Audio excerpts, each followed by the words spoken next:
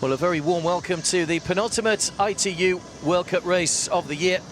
We're in Lima in Peru, a venue recently earlier this year for the Pan American Games. The course has tweaked slightly. We're over a sprint distance for the elite men's and the elite women's races today. It's the elite women up first. You can just see them making their way down to the swim start on the beach here. It's quite a chilly day as well. It is springtime here in South America at the moment. And as I say, a new venue on the World Cup circuit following on from the legacy of being left behind at the Pan Am Games, which took place here a little earlier on this year. Lisa Norden is alongside me. We said it last week, obviously we've had Tong Yong, we've had Miyazaki, we've got Santo Domingo to come next week, but for a lot of these athletes, world ranking points, Olympic ranking points, this is why a lot of them are racing here, and we've got two familiar names back in the women's race in Andrea Hewitt and Barbara Riveros, who we've not seen racing this format for quite some time. Well, there's not that many races left before the Olympic qualification closes, and it's very important for a lot of these athletes to know they can be on the start line for the early races next year. You have the race today and you have next weekend, and then this year has come to a closing. So it's very important now to nail the last couple of points to make sure your ranking is where you want it. As we've mentioned many times this season, it is quite a complicated format and a complicated formula to reach the Olympics, but there are 55 spots up for grabs in both the elite men's and the elite women's races. Of course, Japan get 2 slots in each because they're the host nation. Ayueda in pole position at the moment, particularly as far as this race goes, having won last week in Miyazaki, second in Tong Yong, so she's finishing the season really well. And another good performance today would be a massive boost to her end of season. It's a very Japan-heavy top 10 there. Yura Ide, Nina Kishimoto, the youngest of those Japanese. But the three there, Aoeda, Sato and Ide, all three, very experienced athletes. Yeah, definitely. And I think she had a bit of injury problems early in the year. She now found, amazing form, so she wants to get out there and show the world what she can do. Not too many athletes have made the trip over from Miyazaki. There's a lot of South Americans this week. Leslie Amat Alvarez there from Cuba. We've got a big Mexican presence here this week as well. Cecilia Perez at the top there. And Sophie Chase from the USA just bringing up the bottom of that list there. She was 4th in Tong Yong just a couple of weeks ago. More Mexicans there. Michelle Filippo is also involved this week. Yura Kato, another of the Japanese athletes racing. Siska too has had a couple of good weeks. She won medals in the Doha Beach Games recently in the sunshine. A little bit cooler for her this week. And Maria Chesnik, a veteran almost now of the ITU circuit there. So 143 in the ITU rankings. There's Barbara Riveros wearing number 34. She's been doing 70.3. She's been doing Ironman distances as well, but back again to try and clinch herself an Olympic spot for Chile. Jonny Heerink, one of the Dutch athletes as well. Quite a big European contingent. Jenny Leher from France and Chiara Lennartz there from Belgium, also in the starting lineup this week. And there's Andrea Hewitt, 45. She hasn't raced for a while. She decided the travelling was a little bit too much for her. She's been based predominantly in Christchurch for the last couple of years. But again, another athlete. We'll talk more about her as the race goes on, because there's quite an interesting story around Andrea Hewitt, but always such a popular athlete on the ITU World Circuit, of course. 56 athletes in the field. Gianella Deborah Kogia Pita from Peru brings up the bottom of the list there. She's the lowest ranked athlete, just 4 starts in ITU races to her name.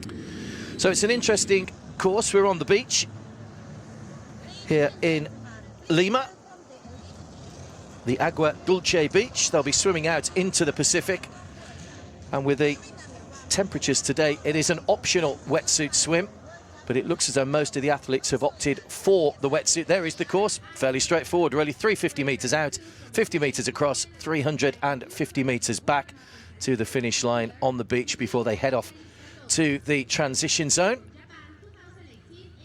But of course, sea swim brings its own problems with currents and waves, as we've mentioned. It is the sprint distance, so there's the bike.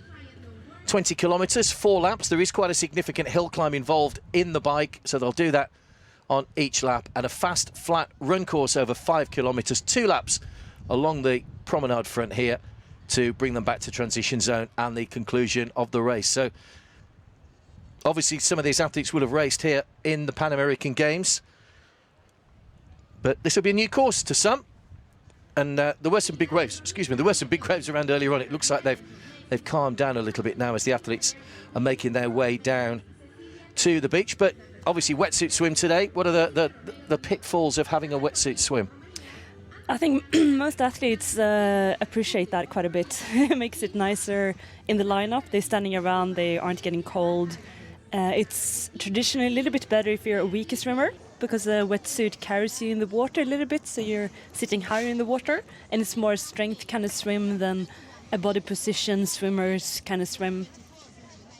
But of course, then you have the T1 where you're going to take off the wetsuit, so that could be problematic if you get stuck in a leg or if you can't get it off quick enough or put it in the wrong place, which would equal to a penalty. Absolutely. I mean, just looking at the women's field, we were just chatting before we came on air about the potentials here. I mean, who are you looking out for in this field in the swim? You know, I'm super curious about what kind of shape someone like Barbara Riveros is bringing into this one. And like you mentioned before, Andrea Hewitt, former absolute world-class girls who've been on the very point end of WTS races many times. Barbara placing 5th at the Olympic Games in Rio and, you know, having won big races. But we haven't seen her for a few years in WTS or World Cups. I know obviously her ranking is high enough for, I think she has a spot in the simulation right now, but obviously she wants to keep that spot and make sure she can be on the start line in Tokyo. Someone like Andrew also needs to get some more points, but very interesting to see what they bring into the race. We mentioned Mira Chesnik when we saw that rundown a little earlier on. Barbara Riveros, Andrea Hewitt and Chesnik have 8 Olympic appearances between them. Barbara Riveros first appeared in Beijing in 2008, so if she could make it through to Tokyo, it would be a 4th Olympic Games for her, which is no mean feat, and she's gradually got better with her performances each Olympic Games. She has been doing the longer distances. I suppose some people would think that, you know, going out and doing an Ironman or a 70.3 would make a sprint distance race that little bit easier because you're used to the distances, but that isn't the case. They're all very different forms of racing in their own right. Well, I always thought that shorter you go, the harder it is. So obviously if you go for a long distance, you have to find a pace you can sustain and hold for a long time. In a sprint distance, there's no holding back. It's lactic acid and it's, you know, from the start, it's basically all what you got, which I find is way harder. But it could be difficult if you train for a long distance during a long period of time to then find your speed and your quickness, because it requires, you know, slightly different muscle fibers, and you need your body to get back into the speedy kind of times and workouts and stuff. So it'd be interesting to see how she adapted, and I wonder what kind of training she's been doing and how much she specifically prepared for this race. So we're just about ready to go. 1 lap of 750 metres out into the Pacific Ocean. It is the penultimate race on the ITU World Cup Series. And you can see it's a big field in the women's event. This will be interesting. 350 metres to that first turn.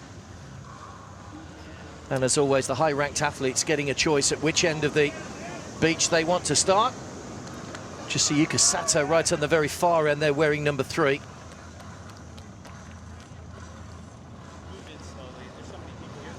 Some of the other athletes at this near end, but it is a very big spread field, as you can see. Always makes for a dramatic start. They've got a short run to get into the water. It is quite choppy before they get out into the main body of the water, and we're on marks and we're ready to go.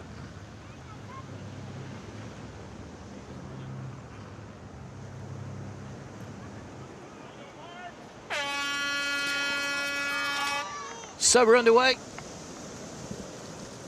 here in South America.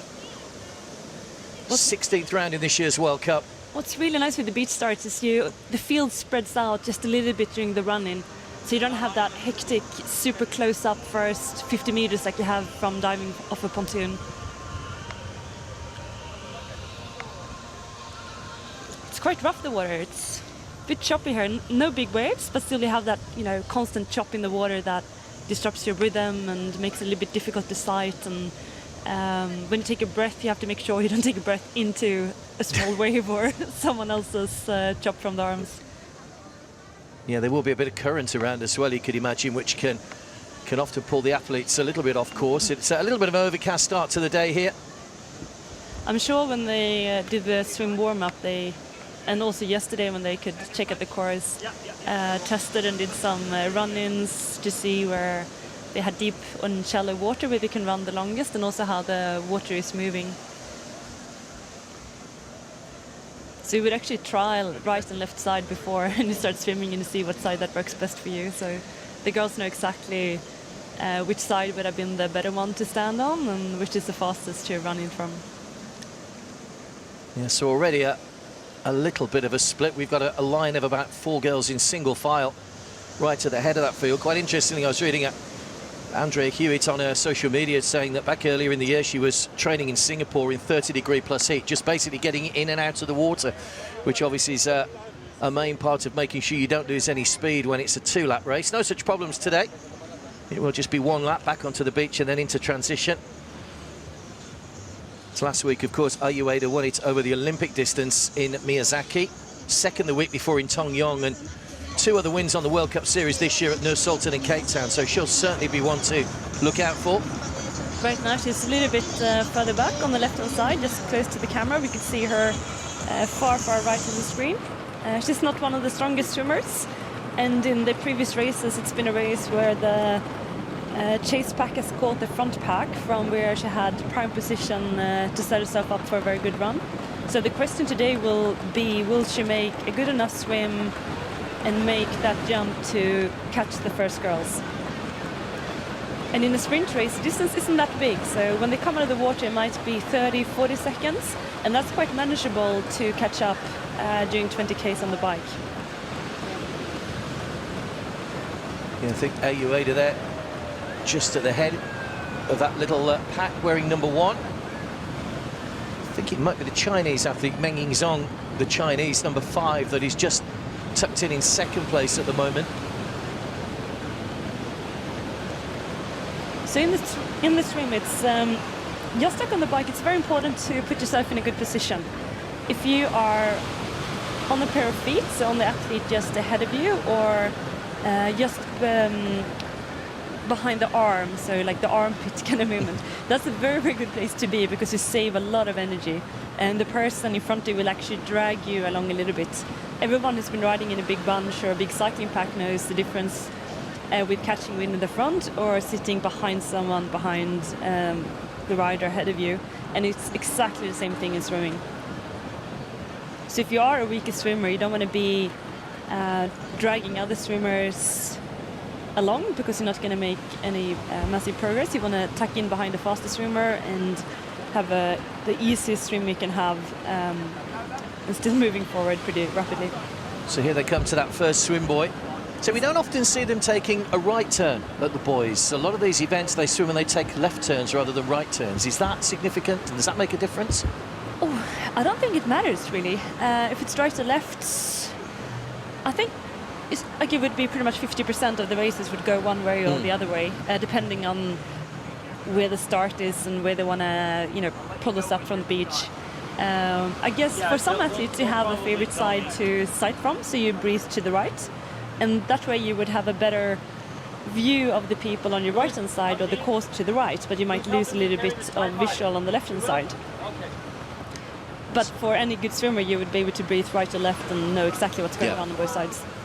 So it is Meng Yingzhong that's certainly out the head. I'm just trying to see who could possibly Michelle Flupo from Mexico, if that's a 26 out in front. She's a good swimmer, so that would make sense. You can see a bit of congestion around the buoy. The further back you get, the more people who wants to get around the buoy at the same time, so you can be a little bit busy. So I would say the first 350 meters are probably the most important 350 meters of the race. You can lose a lot of time there, and if you're not in the top 10, top 15, you tend to be caught up. It's a bit like a bottleneck to get around that buoy. And the girls who are in front of the race, they can take that buoy really quickly and stretch the field, and suddenly the time gap back to the 15th athletes is a lot bigger than just before you came into the buoy. So they're on the 350-meter stretch back towards the beach. So we are over the sprint distance, don't forget, so it will just be 1 lap in the water. It's a bit of a swell going on here, some nice and soft waves they swim through. And it can actually be quite tricky because when they, between two of these waves, you see they go up and they go down, they probably can't see the buoy because they have a wave ahead of them. So you're swimming blind for a little bit before you can, when you're at the top of the wave, like the girls are now, then you can sight and you can see what's ahead of you.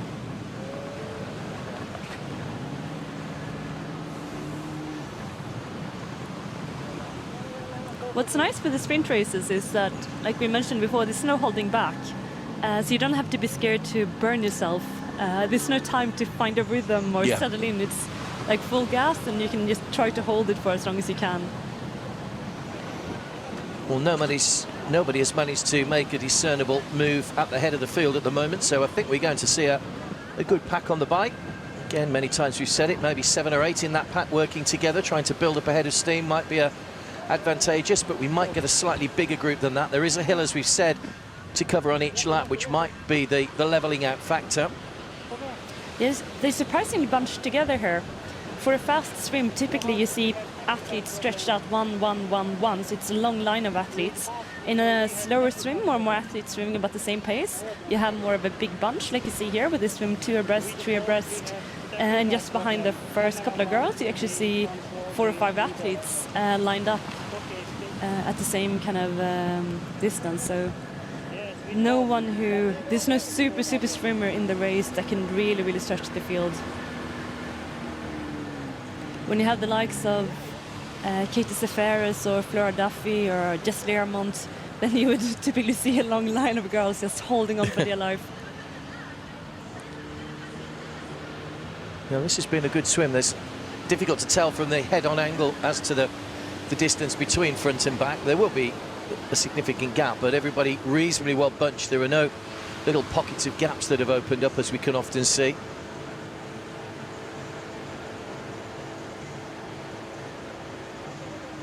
We don't have any drone footage this week, unfortunately, which is obviously a great way to see how the swim is panning out in its early stages. I always find it interesting to watch the race after I've raced myself, and you see the drone footage, and the swim looks nothing to what you thought it looked like when you were swimming yourself, because you have a very limited visual from what's actually going on around you when you swim. Do you find that useful to watch races back after you've raced? Yeah, I do. You learn a lot. Look at these 2 girls here. They caught a nice wave at the like. You can actually make it up a few seconds here. Good on them. So here we go. They'll start to get out of the wetsuits as they head back towards the transition zone.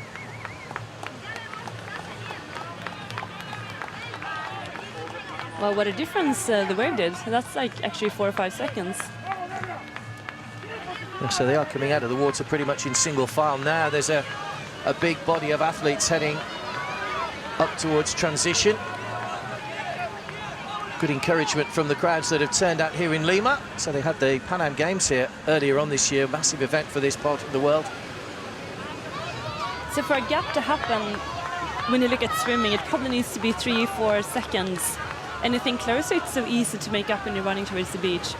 So Zanette Bragmeier into transition. Sophie Chase from the USA just behind her. There's Barbara Riveros in the red. That's a really good swim for her.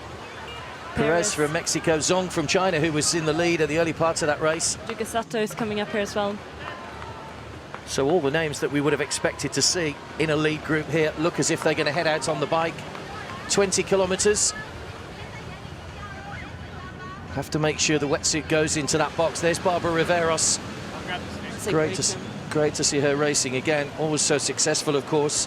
She was 5th here in the Pan Am Games. Is Julia coming up to her bike just now on the right-hand side of the screen? Okay. Julia Stratova from the Ukraine, who's a fantastic runner. No, not yet. I'm moving there. Petra Kurikova from the Czech Republic just went through there. Chesnik from Poland. Lisa Berger from Switzerland. You can see some of the girls are fighting with the wetsuit to get it off. And once again, it's really important the wetsuit goes down into the box that's next to your bike. Anything that's outside the box means a penalty. And in a sprint race, it's devastating with a penalty. Definitely, like, it ruins your race. That's Claudia Rivas from Mexico, one of the last out of the transition zone. So here they go, 4 laps of 5 kilometres. It does go out and back quite a long way before a 180-degree turn.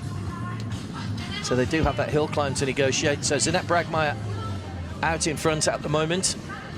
So this is a golden opportunity for these 2 girls. If they can find a way to work together and really put some pressure on, they have a perfect setup to make some good points here today. Well, the gold in the Pan Am Games was won by the Brazilian Luisa Baptista. Victoria Lopez got silver as well, as Brazil took a 1-2 just a few months ago. But it's two Europeans out in front at the moment. Still getting the Velcro on the shoes sorted out inside the first lap. But these two have got a little bit of an advantage. How well can they work together, I wonder? They could have done with an extra 2 or 3 alongside them, but that big chase group behind them will work together to try and cut down that deficit. But we've seen it in races in the past, like in WTSs as well. We have two girls who early on decide to make a go for it. You have Flora Duffy, Jess Learmont, they've done it a couple of times.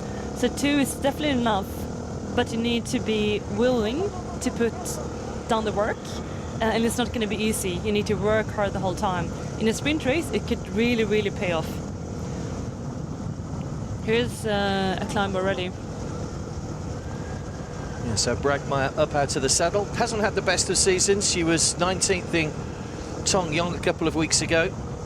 Just inside the top 50 at the Tokyo test event in August. And the chase group are right on their back wheel already. That's a big chase group. I'd say it's most of the favorites right in there. So I wonder now if Ayueda is in that group that we just saw in the camera.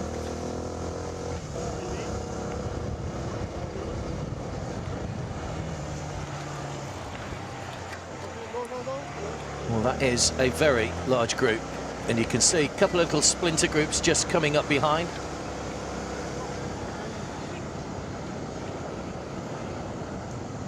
So this was over the Olympic distance at the Pan Am Games. They have tweaked the course slightly just to accommodate the shorter distance.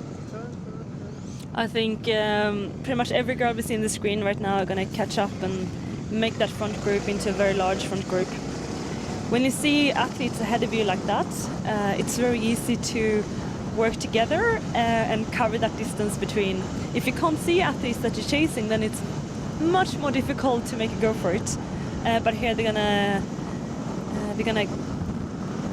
kind of cover that gap and get up to the girls. And as soon as you have a little bit of draft from the girls ahead of you, you're kind of there and you don't have to work so hard anymore. And you can see here the pace is not on, they're sitting 5 abreast, which means no one is really prepared to stretch it and put down the power.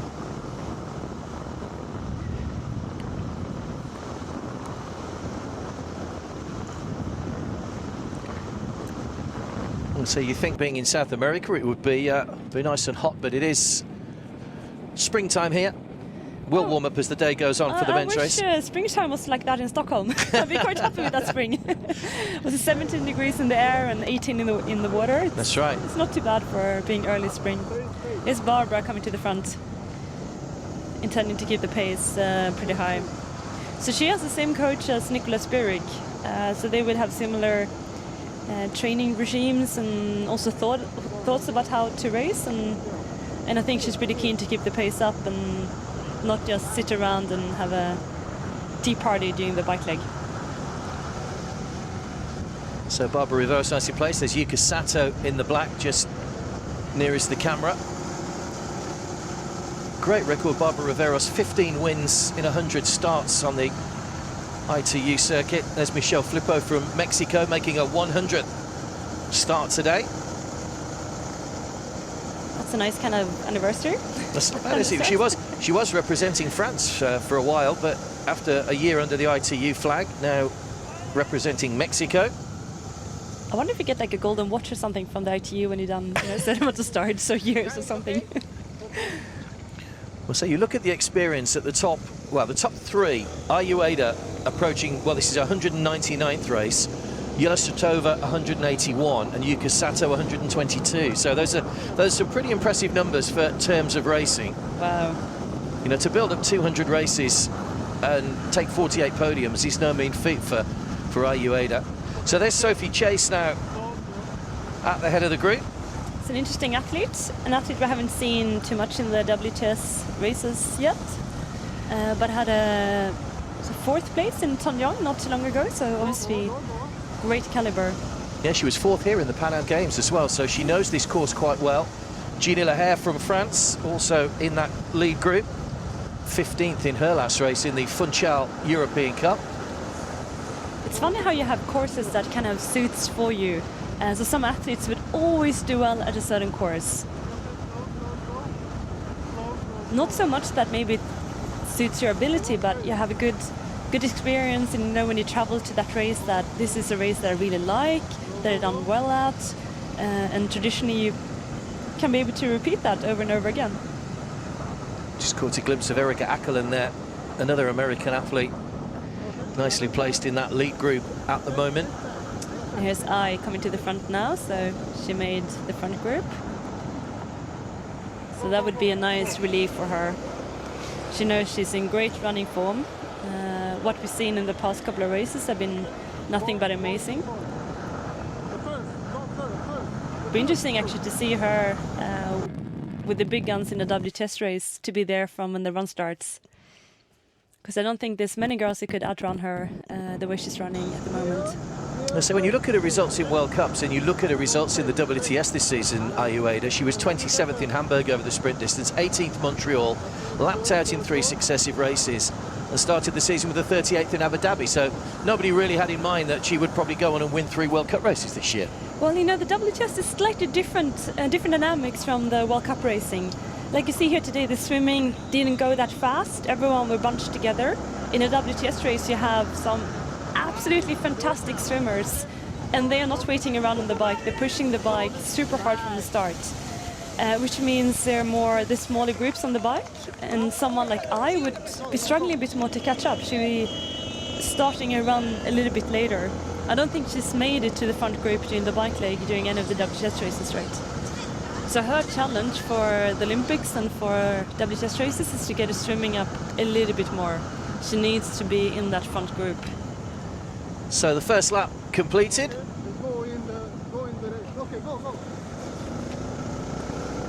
There's a choose group, 5 athletes. It's a bad place to be right now, but it's worthwhile to put your head down and do a bit of work to catch up to that front group. Once you get there, then you can relax and you don't have to work so hard anymore.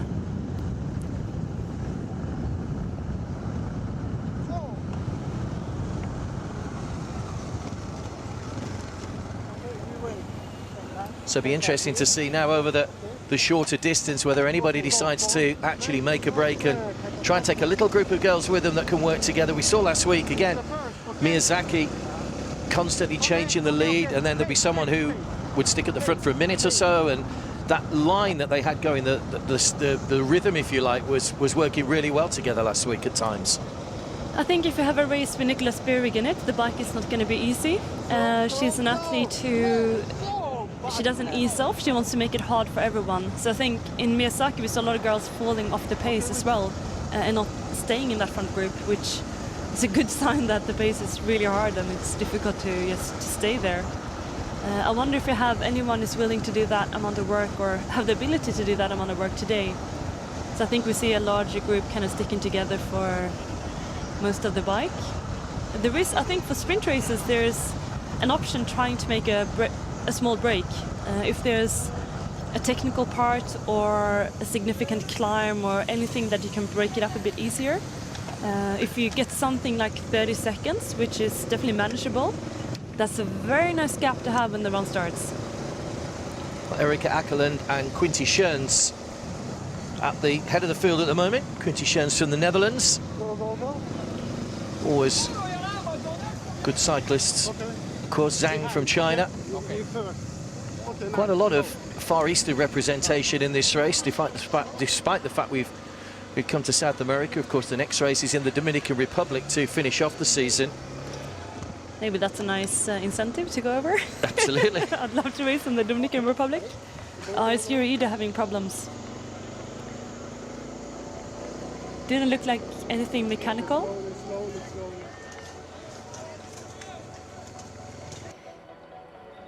So around that 180 degree at the farthest part of the course. They're all pretty well spread out at the moment.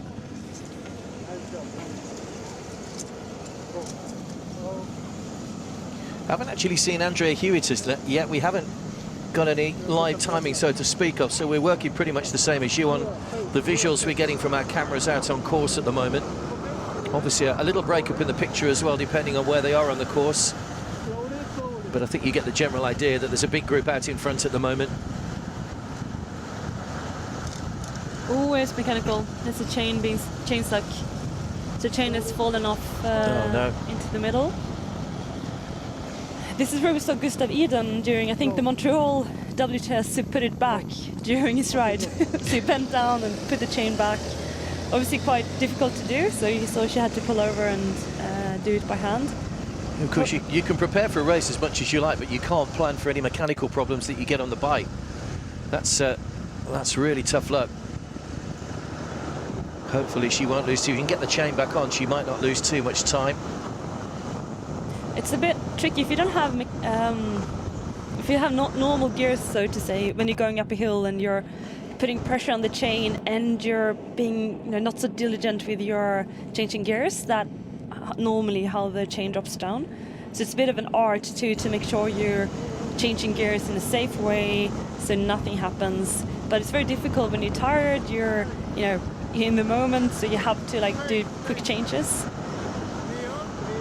And also your bike have been traveling.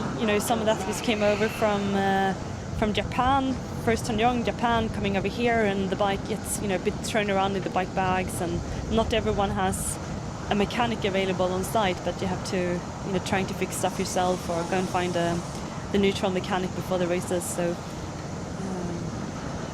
So that's Elizabeth Bravo from Ecuador out in front at the moment. Ayueda just tucked in third place at the moment. So a lot of Chinese athletes.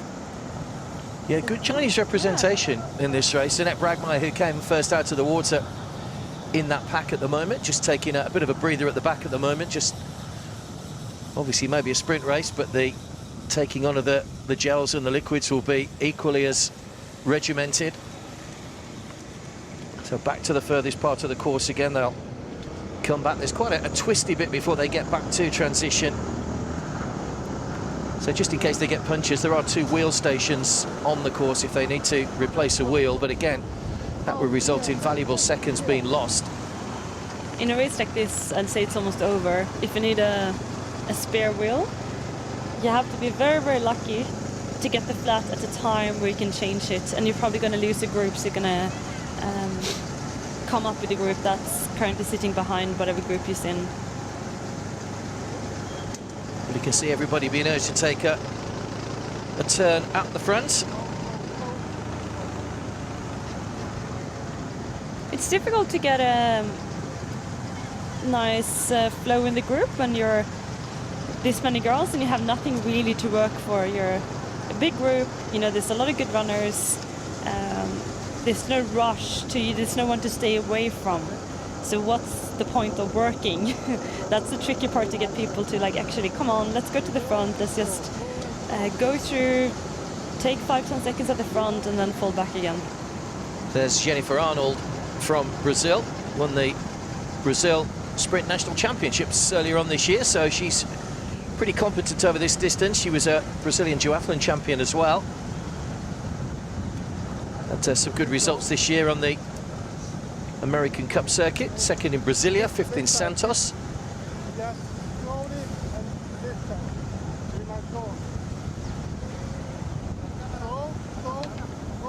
I still haven't seen Andrea. No, we keep an eye open for the familiar black racing suit of Andrea Hewitt. So in a World Cup, you actually don't need to wear your national suit. You can wear something else. Most athletes tend to do so, and most federations do fund the athletes going to World Cups.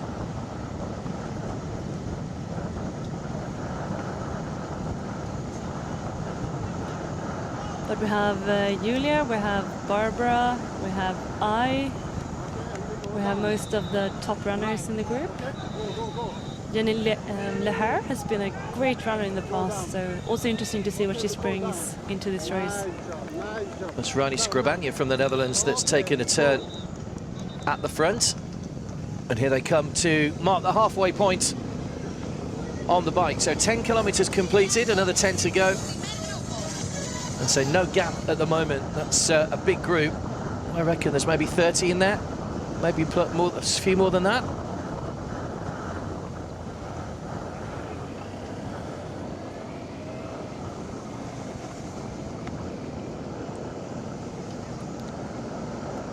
And I think if people like Ayueda, who are in such good form at the moment, can come off the bike pretty well placed, that she would back herself to maybe go on and get another podium position for a third week running.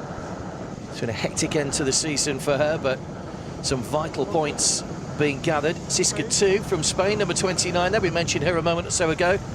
Won the 2x2 mixed relay in the team at the Doha Beach Games and the elite women's race, which was a run, swim, run rather than having a bike leg involved, being at Beach Games. Some good cornering from Sophie Chase on the front. They can see the difference if you're a good rider. Oh, it's been a crash. Oh, we've got a... Is that from the front group? So 2 Mexican athletes. There's a real tangle. Yeah, certainly a couple of Mexicans in there. In fact, 4 athletes it looked like involved. Some mechanical issues as well. No one has managed to start riding yet. That's Flores from Chile. There's De La Torre from Mexico. So everybody seems to be okay. Nobody seems to have injured themselves. Everybody's back on the bikes and away, but I'm not too sure whether they just got a little bit close to each other on that corner. It's going to be hard work to get back up to this group again if they, if they can. It depends on how long time it took to get the chain back on and get the bike rideable. One thing, it's also easy that you can see the crash has split the group a little bit, so some Bragmeier now is catching up again, probably being caught behind the crash.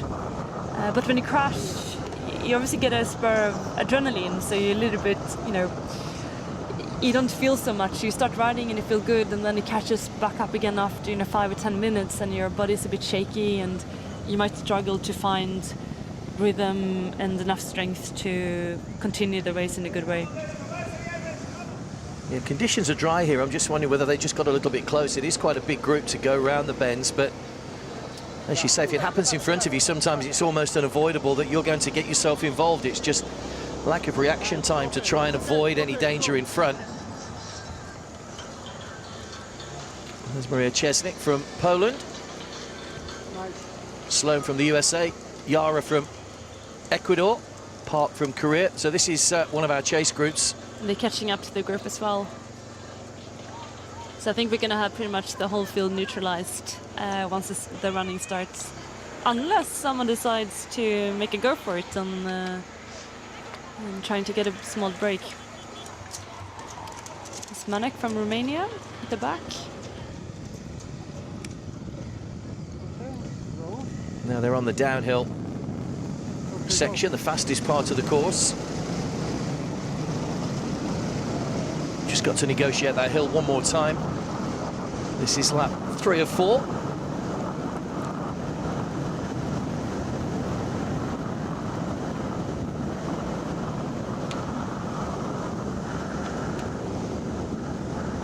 So next week marks the final race of the 2019 season.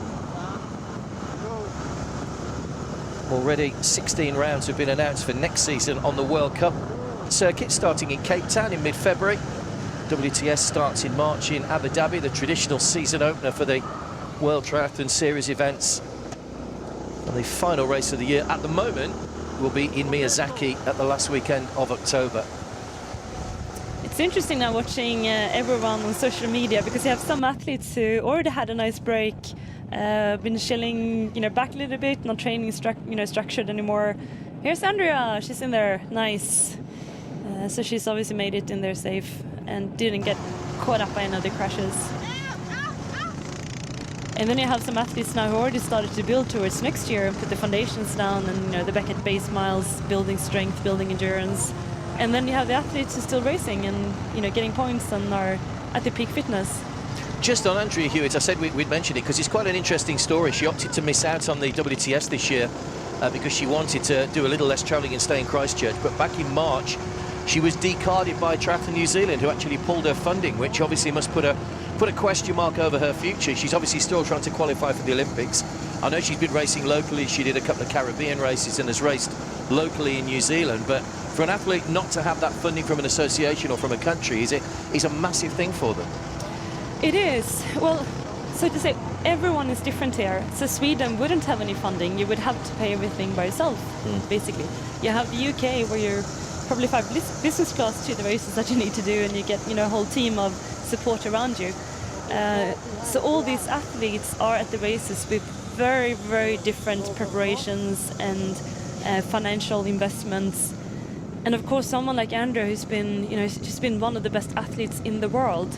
And then with politics and how the whole structure works around the Olympic Committee, around the federation, it would be also personal, like an insult, I think, to like be, you know, not believed in anymore. I think even she said she was surprised at the timing because she was made a member of the New Zealand Order of Merit for her services to triathlon just prior to that being announced. So, but she's here racing today. She'd make a big statement towards gaining herself a place at the Olympic Games in Tokyo. Well, that's the good part with sport, is that if you're an athlete, you can make your own decisions. You can, you know, invest. I believe in myself. I know I'm good enough. I'm going to go to a couple of races, prove that I'm, you know, on top of my game, and I belong at the pointy end of these races. And then basically they have no choice but to bring it back onto funding.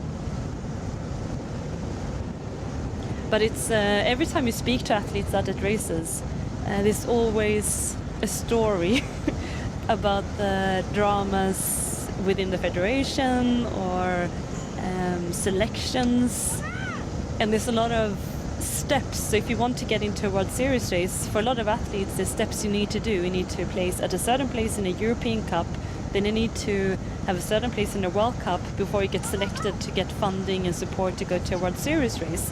And obviously to qualify to the games or qualify to something big, you need to be at the World Series. So there's times and places where you have to invest and believe in yourself. If you can't do that, then it's probably a big loss for the sport and for the athletes.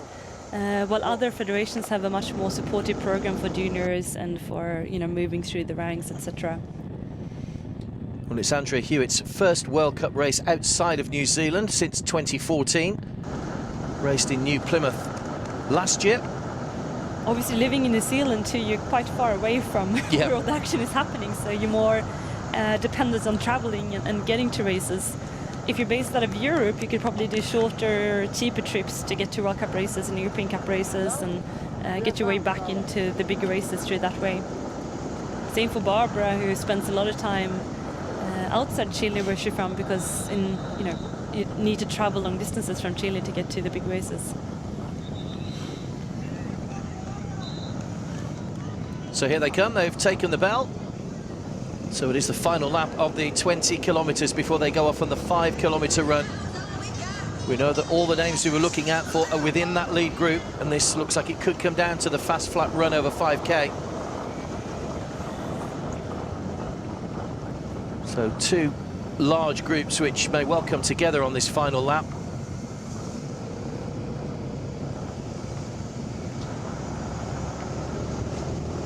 Barbara Riveros. So our brother's actually racing in the men's race a little bit later on as well. Very talented, athletic family. Jasper, definitely. She's been in the sport for a very long time as well, so she's one of the more seasoned girl here.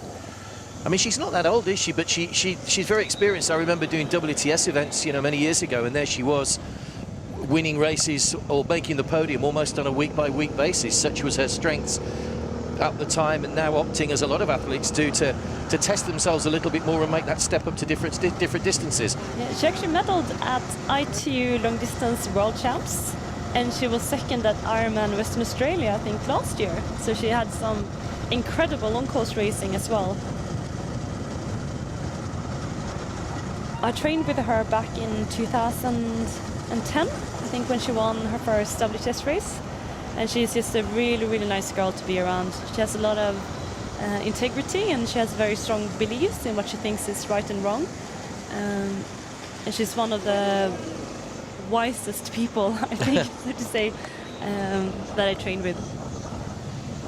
Well, I'm sure coming from Chile, she's very happy to have a race in South America. Maria Chesnik there from Poland, who was right in the mix after the swim. Yara from Ecuador, who's managed to stay with that group. There's a hill. We've seen a couple of mechanicals and leg punctures, and See if everyone makes it up this time. I wonder what happened to Ida, if she had mechanical problems or if it was the legs that didn't want to play any games today. It's difficult being an athlete. You have to obviously race, prepare yourself, get ready, get to places far away with quite a lot of travel. So to get here from Europe or from Japan or from a previous race and make sure your body arrives and it's strong and healthy, it's not easy. Yeah, Yuri Ide finished outside the top 30 last week, failed to finish in Karlovy in a previous World Cup race before that. It's not been the best of seasons for her. She slipped down the rankings to 61 in the ITU list.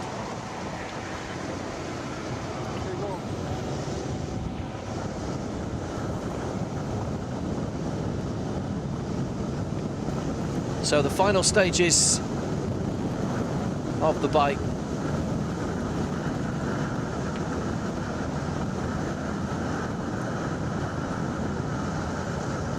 Neres from Brazil, Beatriz Neres that is, leading the group behind to bring the chasers up. 27 we understand in the lead group, but I think that's going to become one even larger group by the time they transition to Solis from Costa Rica there. It looks like girls are still getting themselves into this group. So this, what this means, it could be a really fast run, because I don't think the pace have been very difficult for the fastest girls here. So they get off the bike and they'll be feeling fairly fresh. So it'll be a very interesting run, if anyone can match Ayurveda. Well, so she's the athlete in form at the moment. The shoes are ready, and they'll be getting ready for the run in just a moment. Sophie Chase at the head of the lead group rather than the chase group, which is a good place to be. It's not a good name to have, is it? It is. Again, it's been a fairly good season for her in terms of World Cup races. Inside the top 10 in New Plymouth, 15th in Mooloolaba to kick off the year for her. But 4th in Tongyong, and she'll be looking for an improvement to try and get onto the podium here.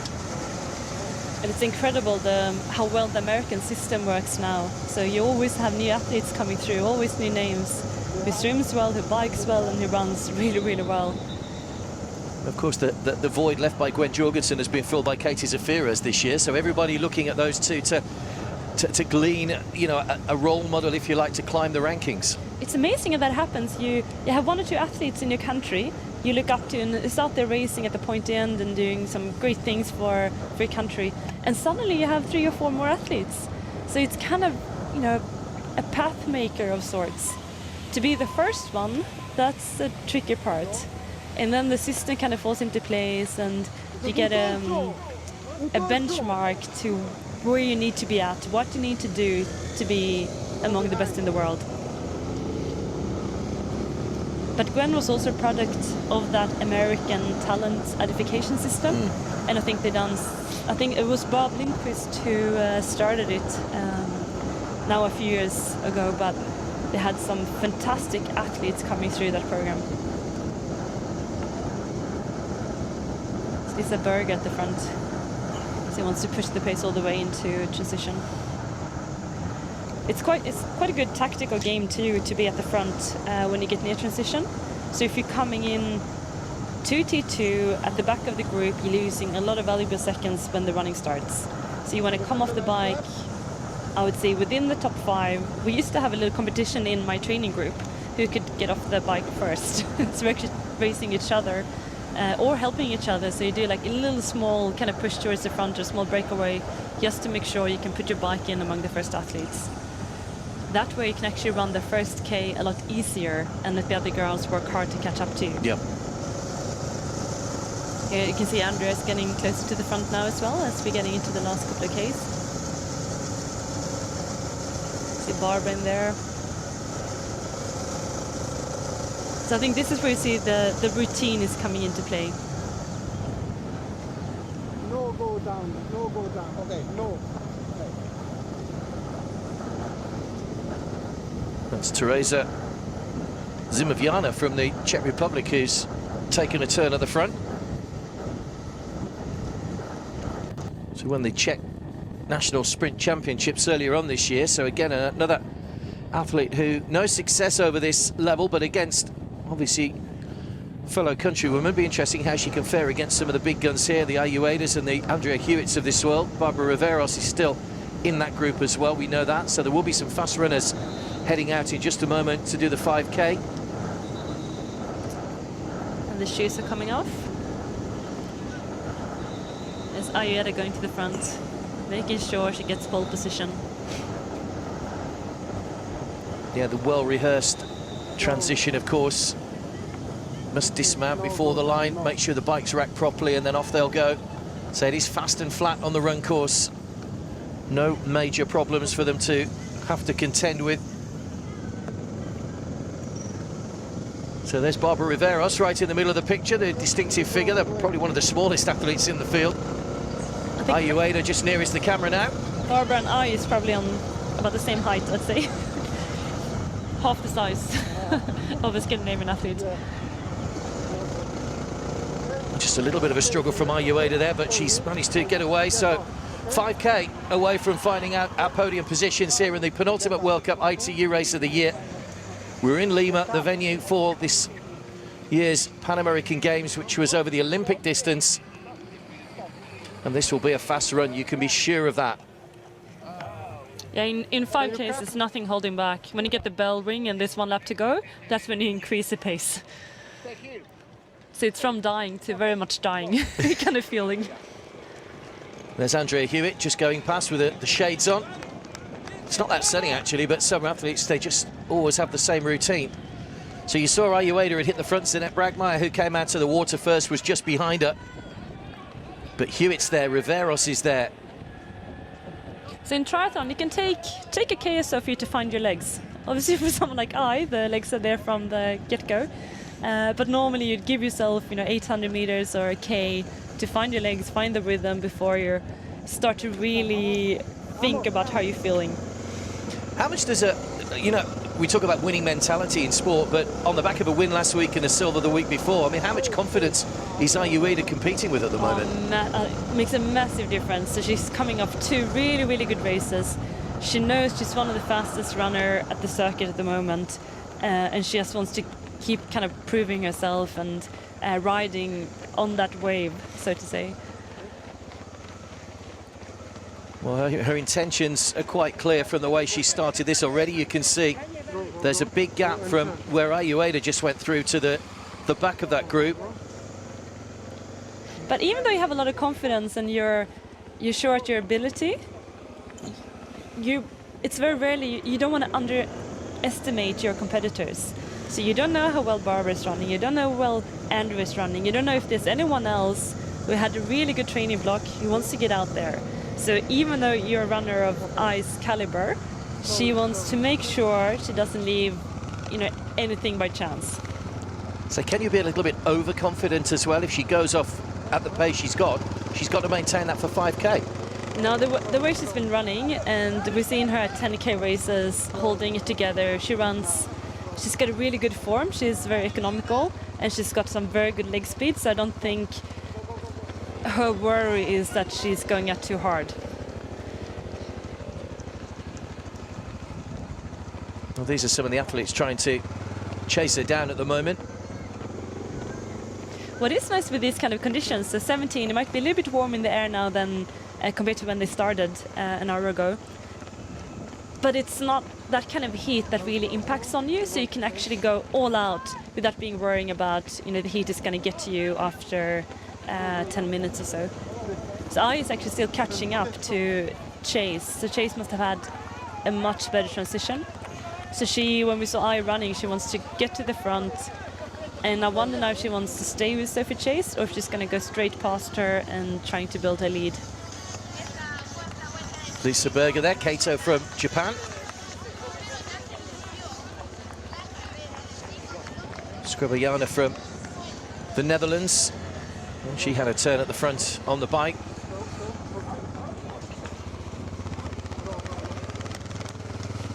She's running well, Sophie. Yeah, Ayueda, though, right on her heels. She's working hard to catch her. And then Sophie knows she's coming, so she wants to make sure it takes as long time as it can take for her to catch her.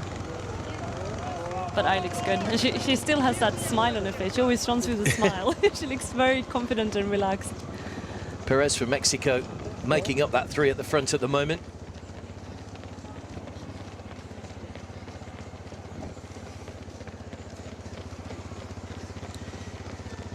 A lot of the Americans have a background in track running before they come into the program, so they probably have some pretty speedy 5K PBs, etc. on the track. Be interesting to see what Sophie has done, but my guess would be she's a pretty good runner on her own. We see the height difference and look at the difference in the leg length between those two. Well, I don't think Sophie's super tall. I think she's probably again a normal girl, but Ai is super, super tiny. I remember when she came past me, and I think it was Tanjong a couple of years ago, and her leg, the cadence and the beats per minute is just something different from anyone else. So there's Barbara Riveros just going through. Yuka Sato from Japan there also. Just looking at Cecilia Perez, who was the 3rd in that group at the front, by the way. Great start to the year. The Mexican National Championships on New Year's Day this year, so she won that. So that's not a bad way to start your year, with a victory on the first day of 2019, Cecilia Perez. Barbara looks great as well. She's got a great running form. Always runs with a high cadence, nice arms, good rhythm. I think she did a 3:09 marathon in the Ironman she did, so she's a very economical runner as well. Well, she was just outside the top 5 in New Plymouth this year and 9th in Mooloolaba. Those are her last World Cup races prior to today. So she was 5th in the Pan American Games here over the Olympic distance. And that's our back marker at the moment, Flores. Just leaving the transition zone. It's nice to see some Peruvian girls at racing. Great opportunity when you have a World Cup on home soil. Slow. And here is North American.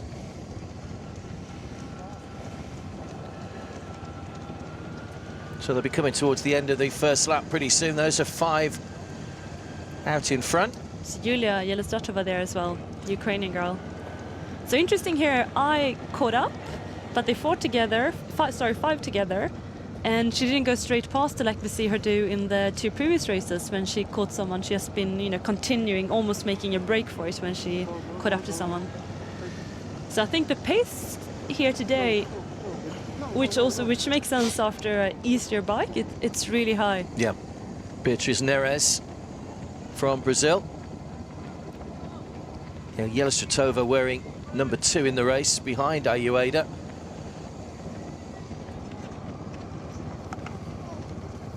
Now Perez from Mexico nicely placed in there at the moment as well. They're heading back towards the transition zone to take the bell for lap 2. So 2.5 kilometers to go in the race.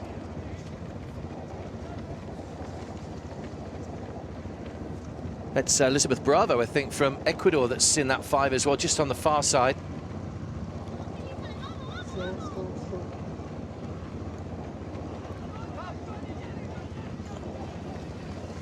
Kato from Japan, Yara from Ecuador, another Ecuadorian athlete. It's fantastic to see 2 Ecuadorian girls doing so well.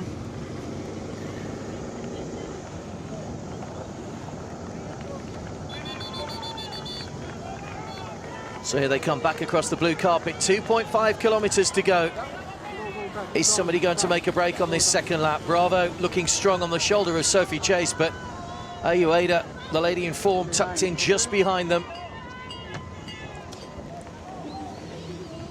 So Bravo is an amazing runner. When I raced the World Cup in Ecuador in Salidas, she was very much a hometown hero in the race. And the crowd support that she had was just incredible. So I wonder if Ai is feeling a little bit of the toll of traveling and racing so much in the last couple of weeks. And she's actually opening up the door here for someone like Bravo or Julia to fight for that top place on the podium. When we saw her sprint, she actually lost the sprint with Dode in Tanyong. Yeah.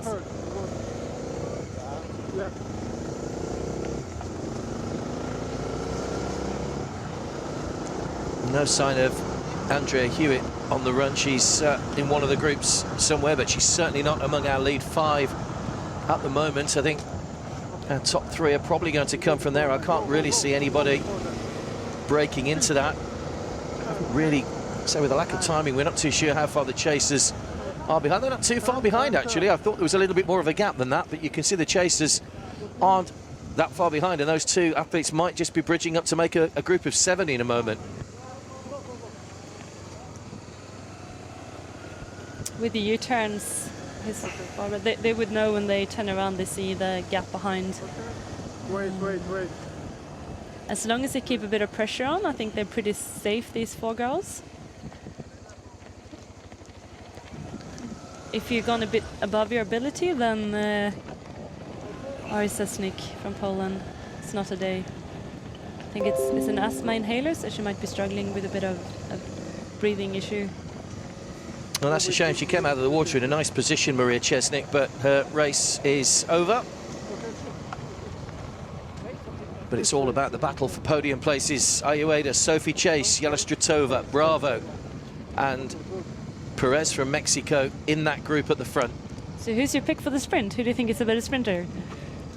I think on form I'd have to go for Ueda, but I think Sophie Chase is looking quite comfortable at the moment. I think you just have to go on form. Ueda trying to hit the front now. But she's got a bit more for company. She ran pretty much solo last week for 10K. Now she's got company this week, and this will be a different kind of test for the Japanese. And there's a trade-off with the confidence and knowing you're on form, but also the travel, the racing. The other 4 girls didn't race last week. They didn't have that amount of travel that I had over the past 3 weeks, basically. So that's probably her disadvantage today.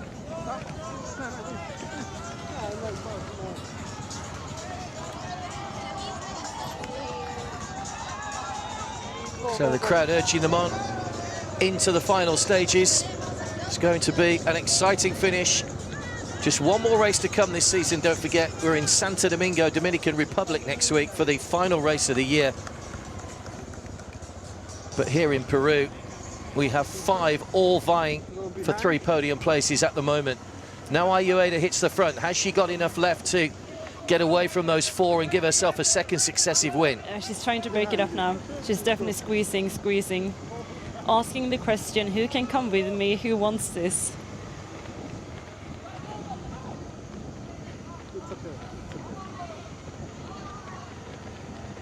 If she does win, it'll be an incredible 4 World Cup wins So I think of the year. Chase is the one under pressure now. So she was up just behind I before, but fell back. And is it Perez is struggling a little bit with this increase of pace. Well, Yelistratova has had a couple of European Cup wins this year, one in Alanya in Turkey and one in Constanta. Where's Hewitt? Just behind the girls. So you can see them. Has she left herself a little bit too much to do?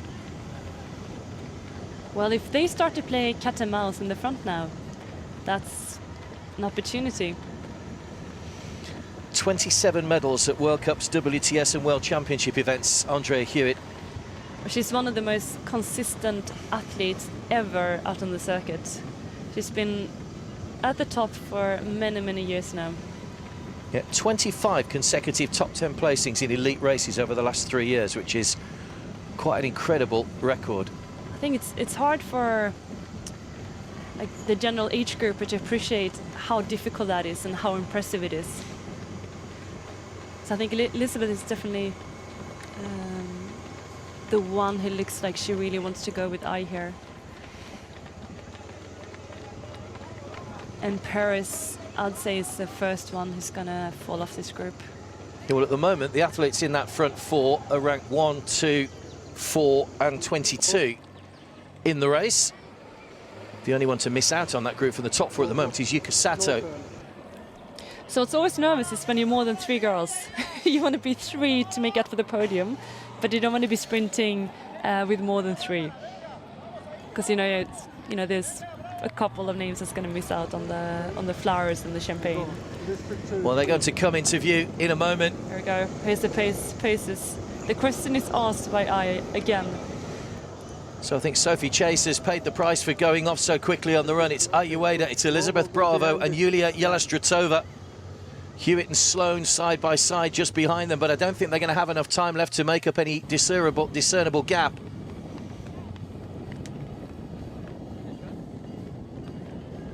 And the adrenaline will be flowing through Ayueda's veins now after what's been a fantastic few weeks for her.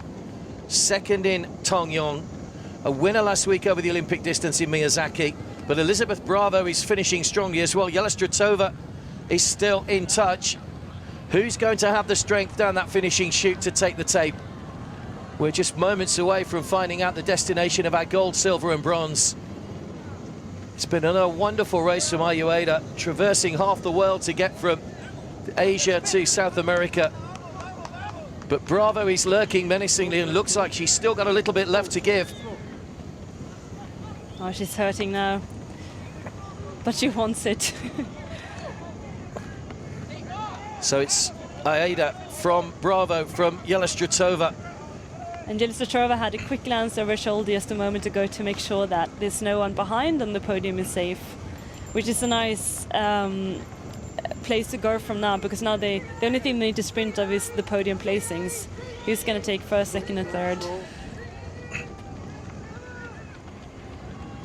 Looks like Sloan has dropped Hewitt. There's Chase and Perez, you can just see in front. So here they come, just turning now down onto the blue carpet.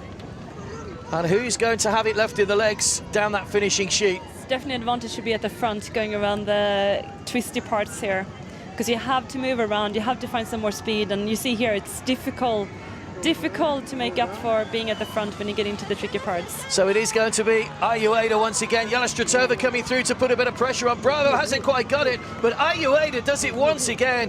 For a second week running, she takes a gold medal. 2 firsts and a silver in her last 3 races. Quite an incredible end to the season. And she has a 4th World Cup win in 16 races. Sloan may just have picked Hewitt on the line. And we'll have to confirm who got second and third, but well done, Ayueda. Another fantastic effort from the Japanese athlete. Wow, that was close. What a sprint finish. She could almost have, lost it at the very, very end of it, because the other girls were coming quick. Well, Sophie Chase has given her all. And now they'll start to come over the line with pace. Leher from France is through that. Then that's from Belgium. There's Barbara Riveros just hobbling across the line, so maybe picked up a bit of an injury during the run. Could also just be the fatigue from lactic legs and having tried to push the pace really hard. Well, there's Perez as well, just having a little bit of a staggering moment. Yelastratova made the podium. I'm not too sure whether she got silver or bronze, to be fair. I was so focused on Ayueda coming across the line. I think it was a photo finish, but my feeling was that Julia was just slightly ahead of Bravo. Well, that smile has been very prominent over the last few weeks. There's Yuka Sato. Not to be her day today. Elizabeth Bravo and getting some congratulations. Well, she was hurting in those last few meters, Bravo. Yelastratova had a great finish.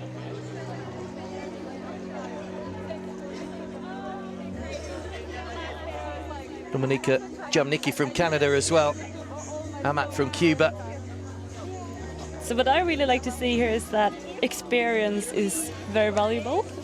So I is born 83, Julia 88, and Elizabeth Bravo in 87. So experience do pay off. Endurance takes a long time to build up, and you can keep going for a very, very long time if your head is in the right place. Well, certainly experience has worked exceptionally well today.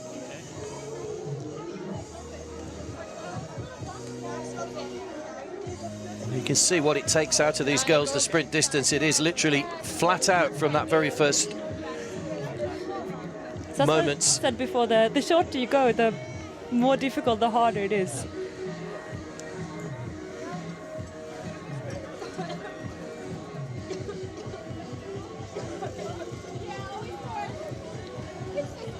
We've got the elite men's race to come in about an hour's time, don't forget, so hopefully you'll rejoin us for that. Hopefully we'll hear from I think they're trying to look top for three. the finish here.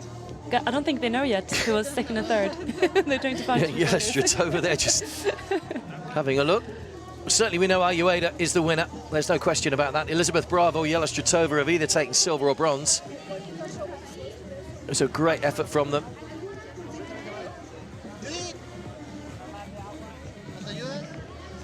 There is Elizabeth Bravo from Ecuador. Great race from her today. Failed to finish in her last race in way high, so that'll be a real boost for her.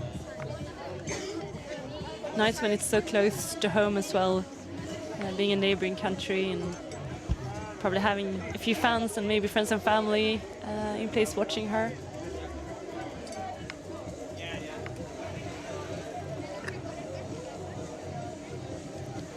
A lot of experience gained as well from South American girls getting a World Cup close to home, racing big names like Barbara and Andrea and I.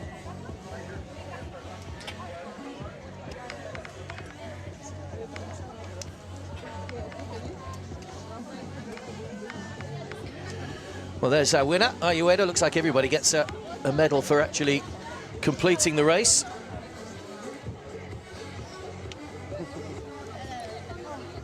She's one of the politest girls too you can meet. She always... Oh, here we go, the finish. So here's the finish. Ayueda out in front. Now let's see if we can see who crosses the line between Jela Stratova. I think it's Jela Stratova just ahead of Bravo. So that does clear it. They both eased up on the line, but I think Jela Stratova just had a pace on it. Yeah, definitely, definitely. So well done to her, but well done to Ayueda, the #1 ranked athlete in the race. She started ITU rankings at number 23. She'll probably climb inside the top 20 with a victory on her 199th start. Another victory in what's been such an impressive season for her on the World Cup circuit particularly. How nice would it be now to carry this kind of confidence into your winter training and your rebuild into next year? Well, let's go down to the finish line. I think we can hear from our race winner. Here she is for the second week running. It's Ayueda.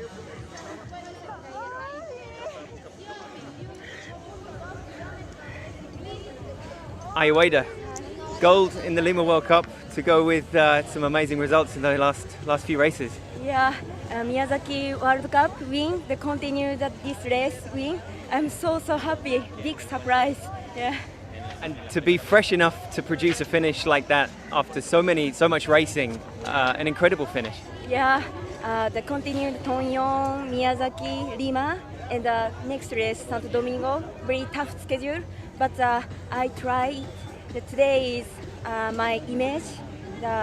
I hope so win. Today is very perfect racing. Yeah. Over the last lap, there was the 5 of you, strong women there going, and then it came down to the 3 of you. Talk us up through those last 100 meters or so. Yeah, 5 women, the fight. I'm so hard, but the sprint, good feeling. Today is very good performance. I'm so happy. It's another incredibly strong finish to your season. Congratulations. Thank you so much. Thank you for cheering me. Thank you. She's always a very popular winner, Ayueda. We've seen that smile a lot over the last few weeks, and I'm sure we'll see it a lot more to come. Can she go and win next week as well, I wonder?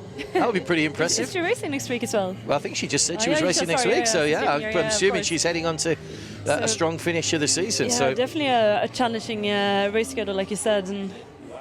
But I guess if you're on form and you felt like you're under-raced and you haven't been able to do what you wanted during the season, this is a perfect opportunity to get out there and really give it to yourself and build these points and the ranking. And I'm sure it's very valuable for her in terms of Olympic qualification and selection as well to get these wins and podium places and points. Well, I think it shows the benefit when you look at those rankings. We said she hadn't had the greatest of seasons on the World Triathlon Series events, but 23 ITU rank she started. Yelistratova, who was the second-ranked athlete, was 45. So she's put a big distance between herself and the rest of the field today by the fact that she's had those good World Cup performances. Well, you don't have to race the World Series to qualify, basically. You can qualify through the World Cup system. Okay, let's go down to the finish line once again. Let's hear from our second place athlete, Yulia Yelistratova. Yulia, silver here in Lima. It was a brilliantly executed race, almost the perfect race. Yes, I liked a lot the race. It's first time I'm racing in Lima, first time World Cup here, and I'm very happy with the podium. It was tough, but I'm glad with the result. Tough and fast, and you were well placed out of the water. How were you working together as a big pack on the bikes out there? I think most of us thought about the run already, so we tried to save some energy, but at the same time it was better to stay more or less in front of the group in order to be safe on the corners. And you knew Ayueda had a big sprint in her, and you came through, very nearly took that tape over those last strides too. Well, to be honest, I was really tired on the second lap of the run, and I felt some pain in my stomach, so it was complicated for me to keep her pace. But as for finish itself, as for last meters, I'm very happy because before I was already dropped to third position, but managed to finish so close to I even. An excellent race. Congratulations. Thanks a lot. So she did well to hang on, bearing in mind that, of course, you've experienced this, the body can go through all sorts of pains and aches and whatever towards the end of races, so she did well to get across the line in second place there. Yeah, definitely. When you go this hard, you go flat out. A lot of stuff is happening with your body, and you go through bad patches, and it's not that, it's 2.5 more Ks to hold it together, to be there, and once you hit the finish line and there's a sprint, you almost start over again, because that's a different dynamics from just hanging on and running in a steady pace for. So she had a bit of a kick, and she had some strength left in her legs. But interesting what you said about the course and the bike, so you want to stay near the front to stay out of trouble. And even if you want to save energy and think about the run, you don't want to be too far back because it's dangerous and you can be caught up in something that you want to be caught up in. Well, athletes still crossing the finish line here. I'm sure that will be a personal satisfaction for them. There's the Peruvian athlete. Let's go down and complete the set of interviews. Let's go and hear from our third place athlete, Elizabeth Bravo.